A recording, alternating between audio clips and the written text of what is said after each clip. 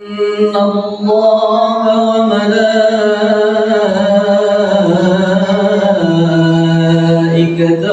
يصلون على النبي يا أيها الذين آمنوا صلوا عليه وسلموا تسليما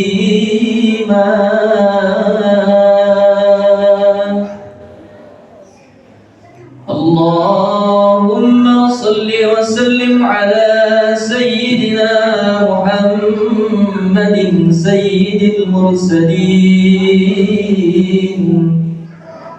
وعلى آله الطيبين الطاهرين وأصحابه الأكرمين وارض عنهم أجمعين برحمتك يا أرحم الراحمين. الله أكبر الله أكبر الله أكبر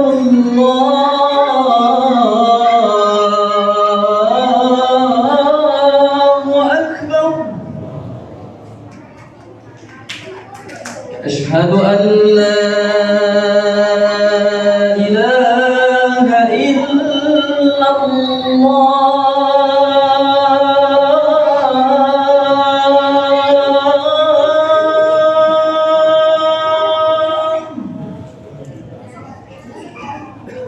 أشهد أن لا إله إلا الله.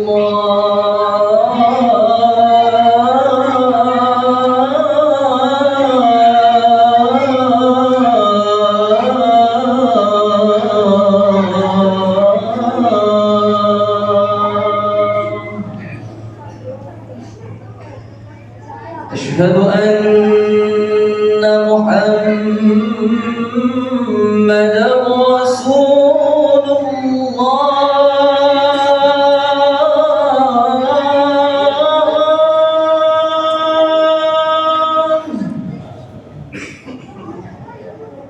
أشهد أن محمدًا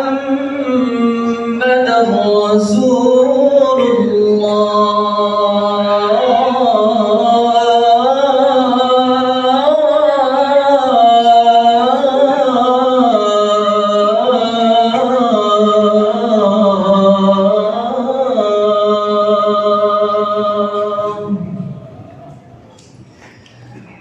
حي على الصلاة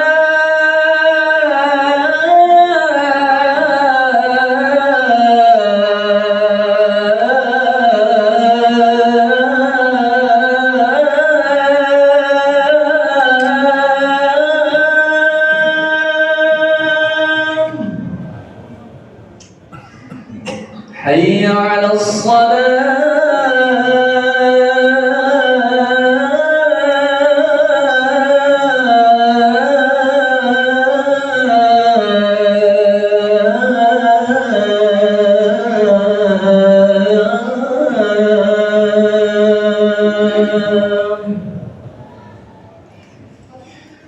حي على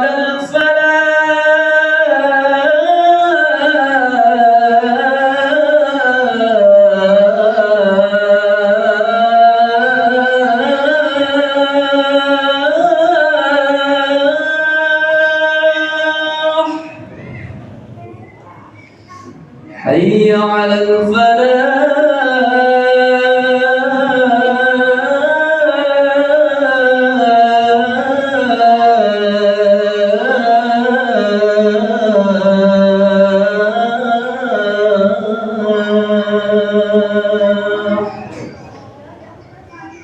الله أكبر الله أكبر لا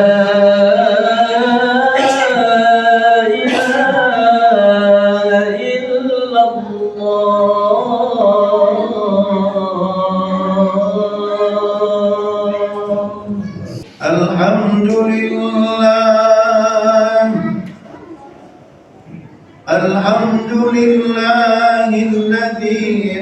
أحسن تدبير الكائنات فخلق الأرضين والسماوات وأنزل الماء من المعصرات أشهد أن لا إله إلا الله الذي أخرج حبا والنبات وأشهد أن محمدا عبده ورسوله قاعد العابدين إلى الطاعات والأعمال الصالحات والصلاة والسلام على سيدنا محمد ذي المعجزات الباهرات وعلى آله وأصحابه وصلاة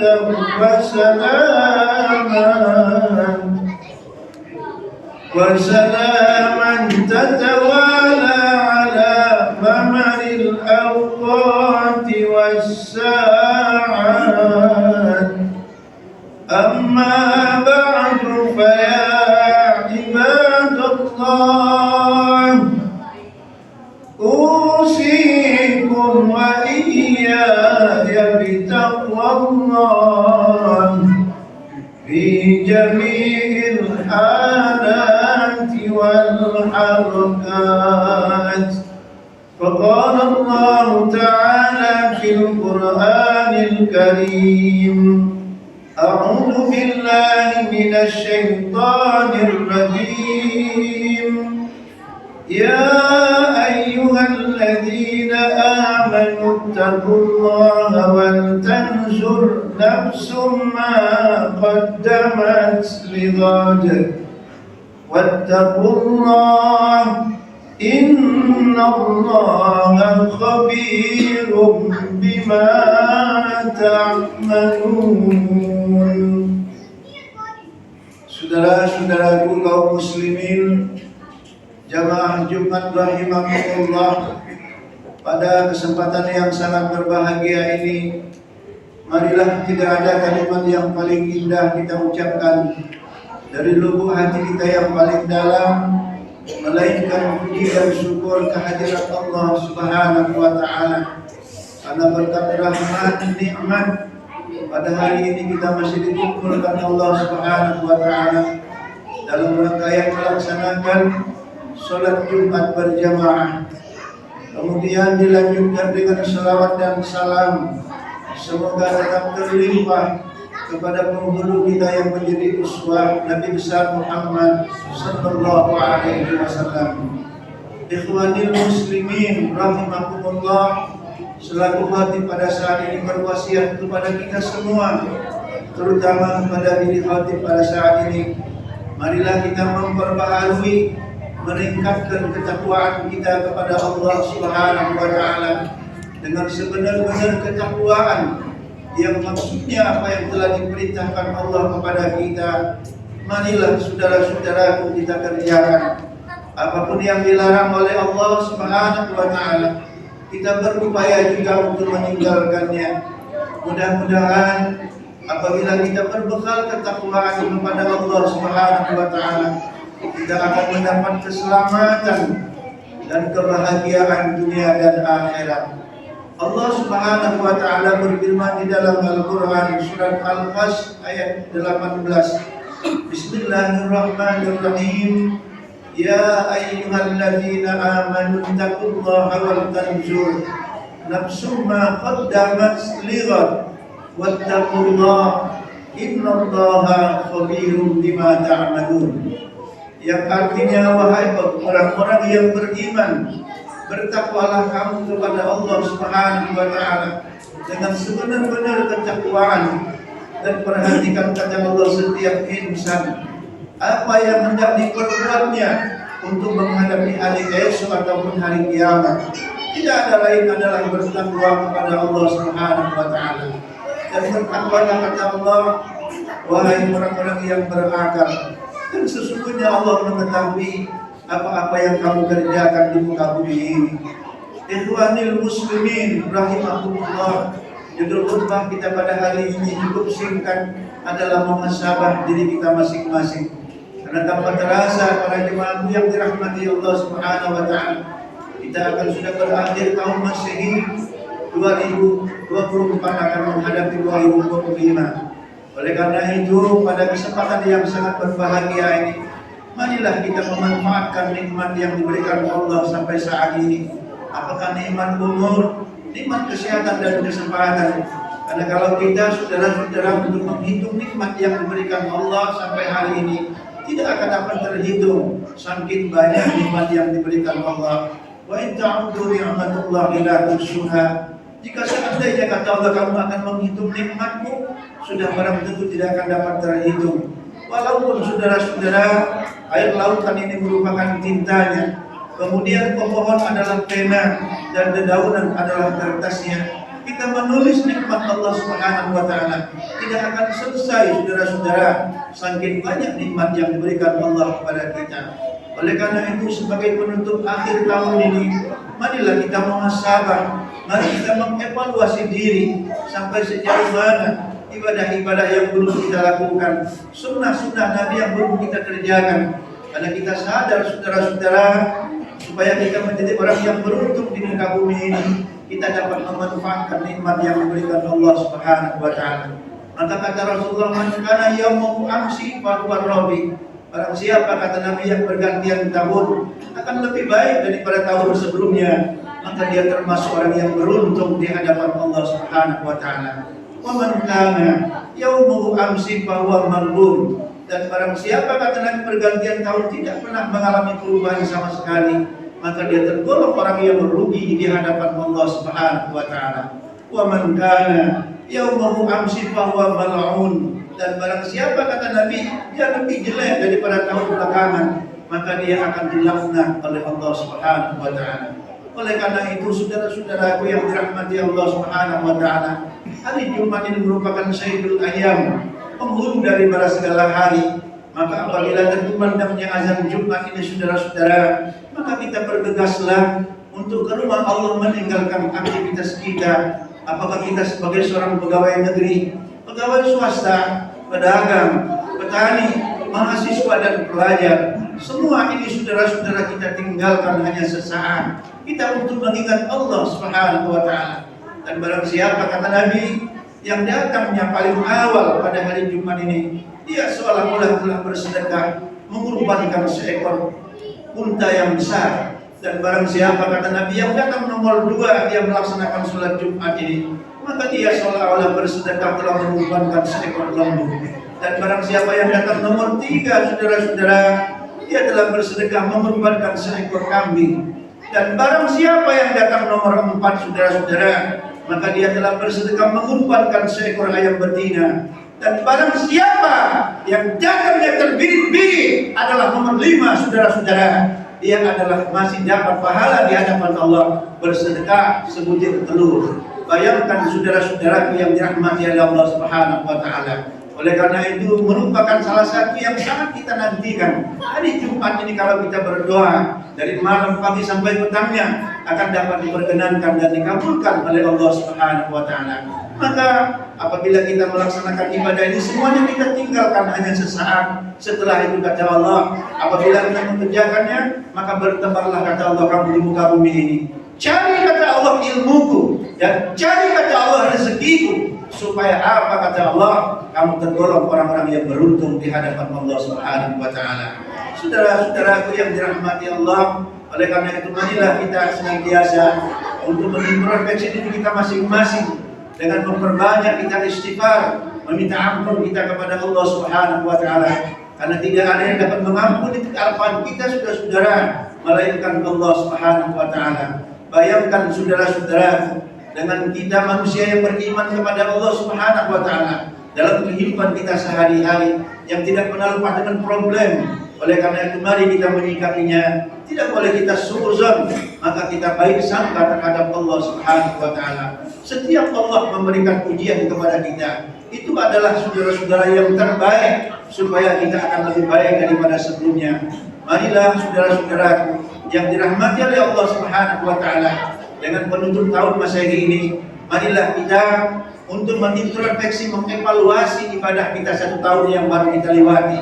Semoga tahun yang akan datang akan lebih baik untuk kita beribadah kepada Allah Subhanahu wa taala. Semoga kiranya saudara-saudara, khutbah yang sangat singkat ini sebagai muhasabah introspeksi diri kita masing-masing, sampai sejauh mana ibadah yang belum kita kerjakan, sunnah Nabi yang belum kita lakukan secara berangsur-angsur. Mudah-mudahan kita Kota Palembang ini, apabila kita selalu memanfaatkan, memakmurkan rumah-rumah Allah dimanapun kita berada, akan selalu mendapat perlindungan daripada Allah Subhanahu wa taala. Amin ya rabbal alamin. Fa idza quri'al Qur'an fastami'u lahu wa ansitu la'allakum turhamun. A'udzu billahi minasy syaithanir rajim. Bismillahirrahmanirrahim.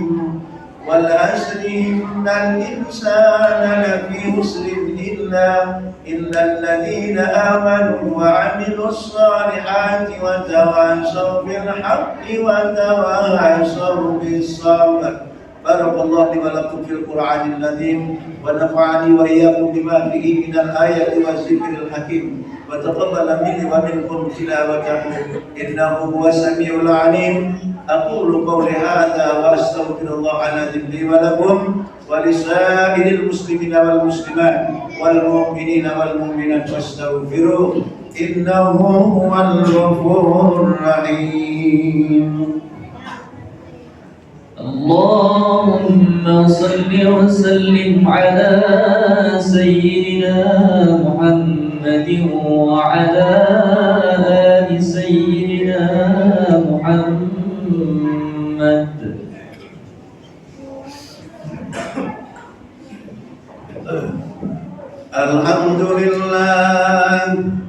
Alhamdulillahilladzi arsala rasulahu bil huda wa dinil haqq liyuzhirahu 'ala ad-din kullihi wa kafaa billahi shahida. Ashhadu an la ilaha illallah wahdahu la sharika lahu iyyahu na'budu wa iyyahu nasta'in. وأشهد أن محمدا عبده ورسوله المبعوث رحمة للعالمين.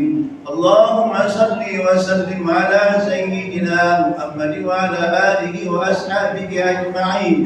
أما بعد فيا عباد الله اتقوا الله ما استطعتم وسارعوا إلى مغفرة رب العالمين.